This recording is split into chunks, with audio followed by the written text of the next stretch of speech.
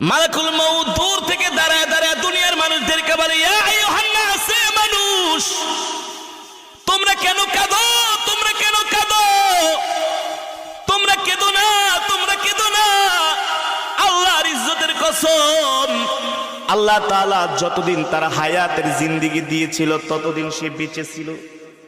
তার হায়াতের জিন্দেগি শেষ, দুনিয়া থেকে আল্লাহ তাকে উঠায় নিছেন।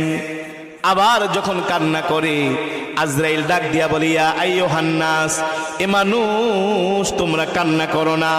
তার জন্য আল্লাহ তাআলা যতটুকুন রিজিক বরাদ্দ করেছেন ততটুকুন সে রিজিক খেয়েছে, তার একটা রিজিকও আর অবশিষ্ট নাই, তার রিজিক শেষ। এই কারণে আল্লাহ তাআলা তাকে দুনিয়া থেকে উঠায় নিয়েছেন।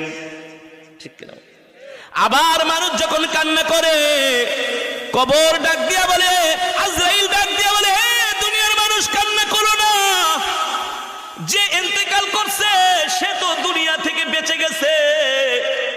তোমরা কবরের জন্য তৈয়ার হও, তোমরা কবরের জন্য প্রস্তুত হও। সাহাবীরা জিজ্ঞেস করলেন, গো আল্লাহর নবী, তাহলে আমরা আজরাইলের মালাকুল মউত ফেরেশতার এই কথা শুনতে পাই না কেন?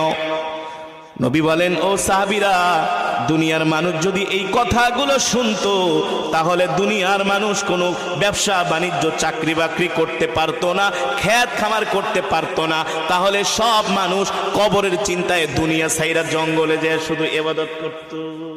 মান সালাকা তরিকান ইয়ালতামিসু ফীহি ইলমান সাহালাল্লাহু লাহু বিহি তরিকান ইলাল জান্নাহ। আল্লাহু আকবার।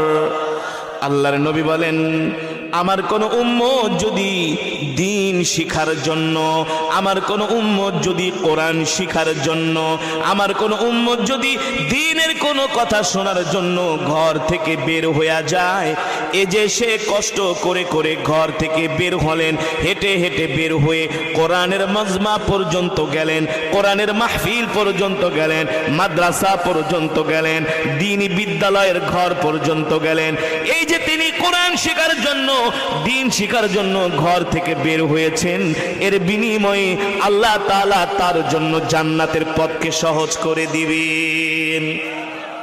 জোরে বলেন আল্লাহু আকবার।